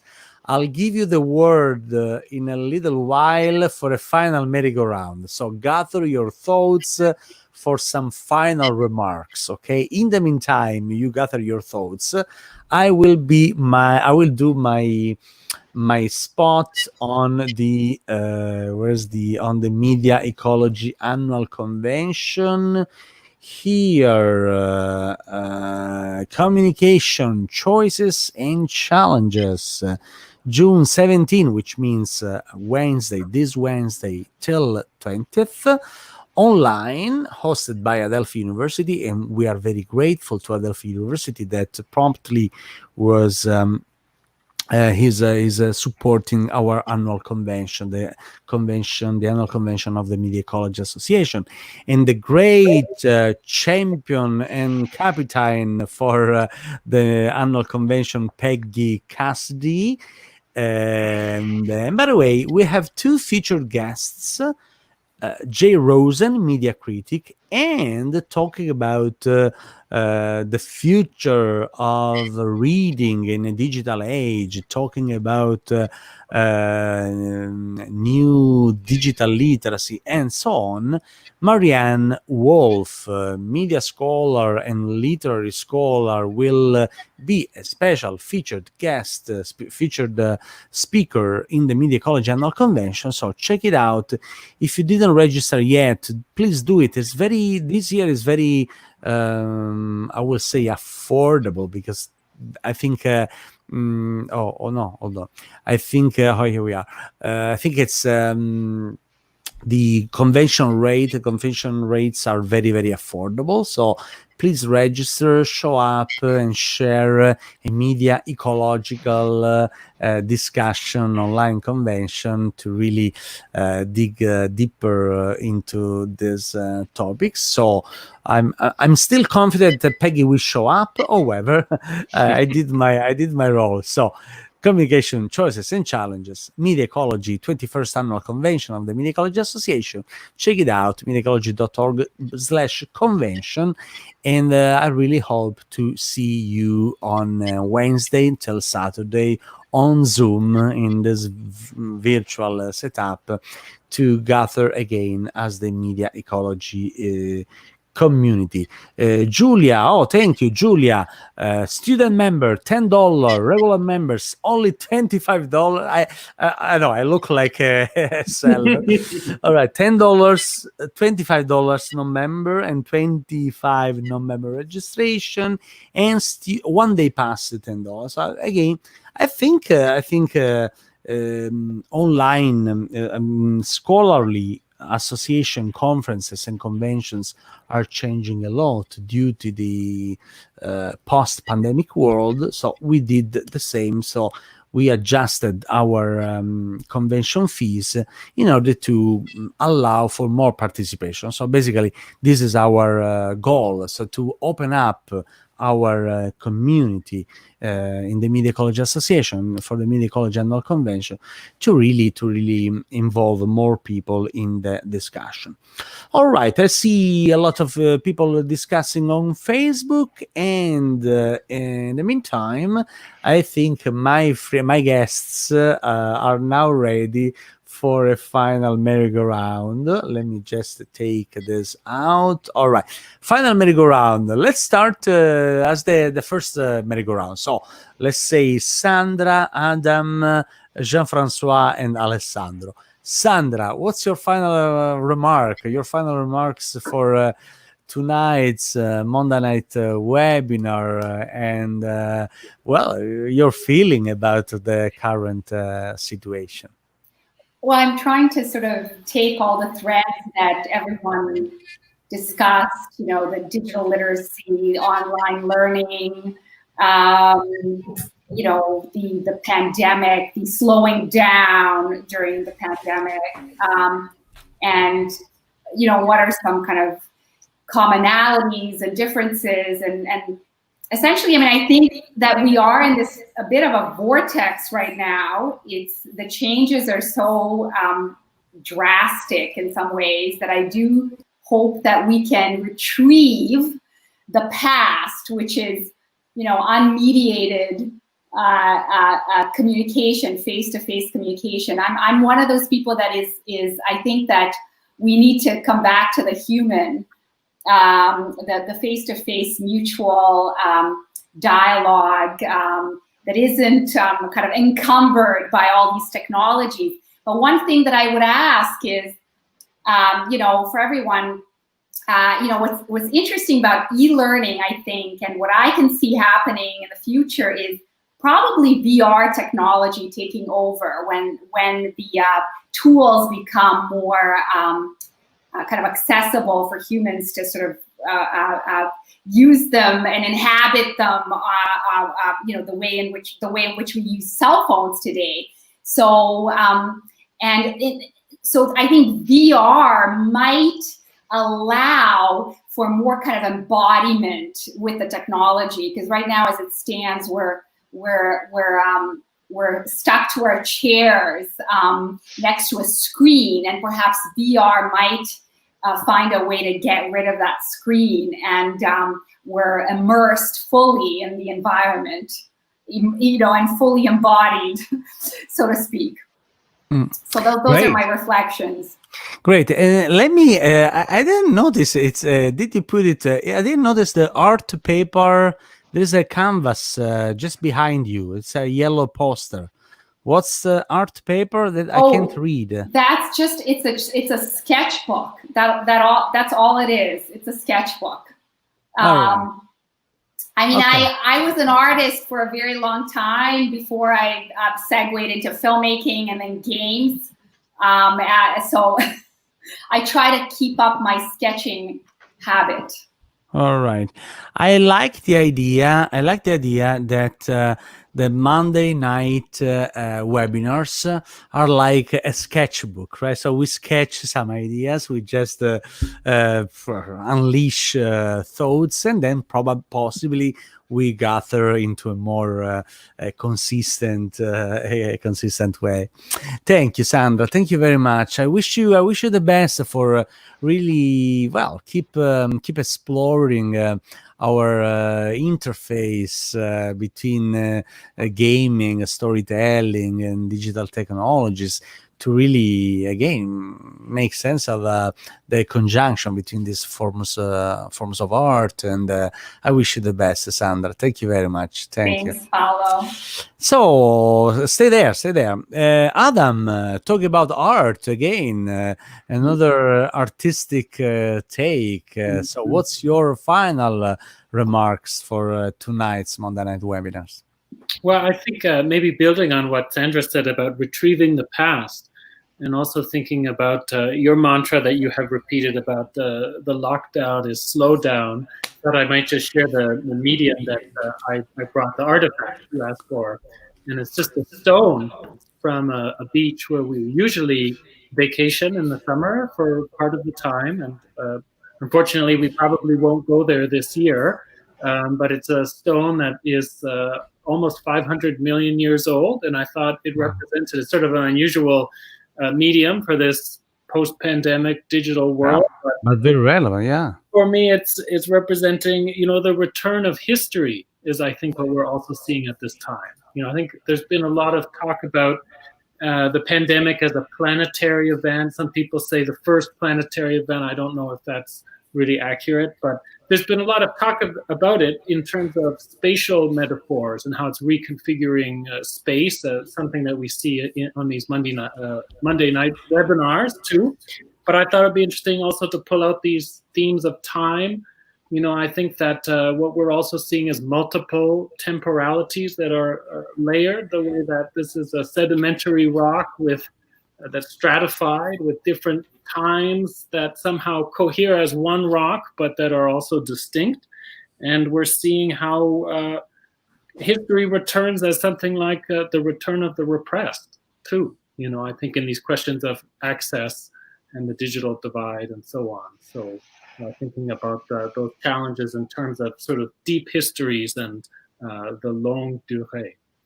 Yeah, well, that's brilliant. Absolutely, the idea that stones are time keepers, so they keep a sense of time passing. So, and actually, we do research on the stones to better understand our past and historical artifacts. So, thank you, Adam, for your remarks.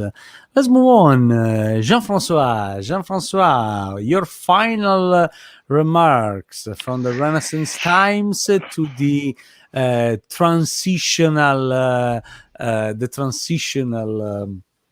age and the 21st century. Well, it's hard to be final on such a subject. I'd like to thank Adam for giving us hope in history. I'm not sure it'll happen with the flattening of time that's happened with the digital media that we've experienced, but I'm trying to keep history alive and to reread it, rethink it all the time and see what we could learn from it.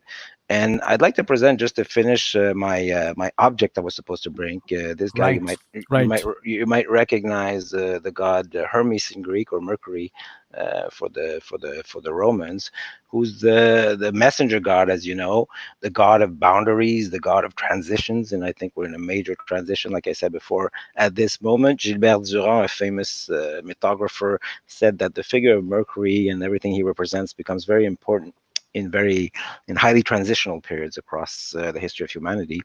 And I'm working on satirical dialogues right now where he is the main character, and I think he's an interesting character for us today too, because, as you know, he is also the god of eloquence, of literature, Also, as you might notice, I didn't. My Mercury has a broken I leg. see.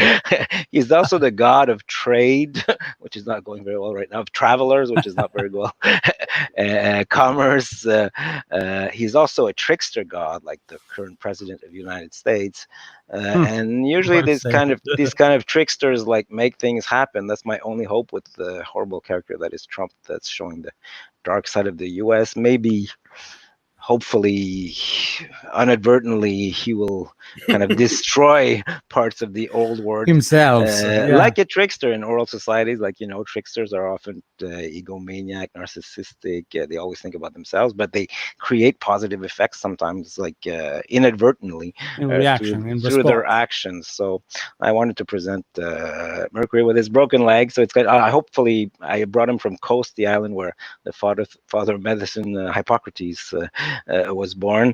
So I hope he can get cured, and I hope that the broken leg will bring us luck and bring us to a breakthrough that will be a bit more positive after these turbulent events that might be turbulent for still a while. I don't think it's over right now, but hopefully at some point there is things that we will learn. I think this virus in itself is a messenger, like Hermes, like Mercury. He's telling us that the boundary between nature and humans and animals and humans is porous, and that we should start maybe rethinking our view of our relationship to the world and to nature and realize that we are part of it. Yeah. Maybe. No, So thank you I'll finish for on raising this up. Thank you, because I think the very idea that Mercury can be a god of communication, right, and so understanding the messages that is bringing. So great. Thank you very much. Thank you for sharing. And finally, where is Alessandro? here. Still alive, Still awake. No, Still yes, awake. it's 4 a.m. in It's the most in difficult Italy, part, so- and at 9 o'clock, in 5 hours, I start my exams tomorrow. So today, so my last comment will be on creating a connection between. I make some cheerleading too for the MIA convention. Marianne Wolf has written a wonderful book that is Proust and the Squid, the history of the reading brain, and I would like to connect her with the work of Postman, even if we are talking more in a Mcluhanian space. But I think Postman was very important on remembering us that childhood has been created by the printed book. And if the printed book will disappear, I wasn't able to comment. You see me turning my head because this computer is working better if I don't use anything else. So Facebook is on the other side, and so you see me turning. And I completely agree, for example, with Andrew when he said that he's teaching to read, and he explained what it means with the idea of teaching to read to kids. Books are physical and must be kept physical, because instead we will lose a lot of things. One of these things that we risk to lose with the digital paradigm is childhood itself. And so my object remembers me that my childhood is still with me, and the city is a classroom, because I bring my old skateboard. They're using the garage with my daughter, because at 51 I still love to skate with kids on the backyard of schools sometimes, and anytime I hurt myself, but I keep learning from them to stay young, at least as a mindset. So my idea is keep reading on paper and keep finding better ways to use digital paradigm to learn and share. That's it. Thank you, Alessandro. Thank you very much. And by the way, just 1 second, 1 minute. We're a little bit. Sandra, I didn't ask you about your secret object. I saw something there. So sorry, my fault. So, I mean, I actually thought about the sketchbook, but because I've been immersed in nature and in this magical forest that literally feels like it's coming out of a storybook with deer here in Brantford. Wow. I cannot even begin to tell you. I feel like I'm in a romantic novel, or maybe on Walden Pond, except that I have a river, not a pond. The book of nature. The book of nature. But I have here a daisy. The most There you beautiful go. flower. That's my object. Yeah, delicious. Wonderful. Nice.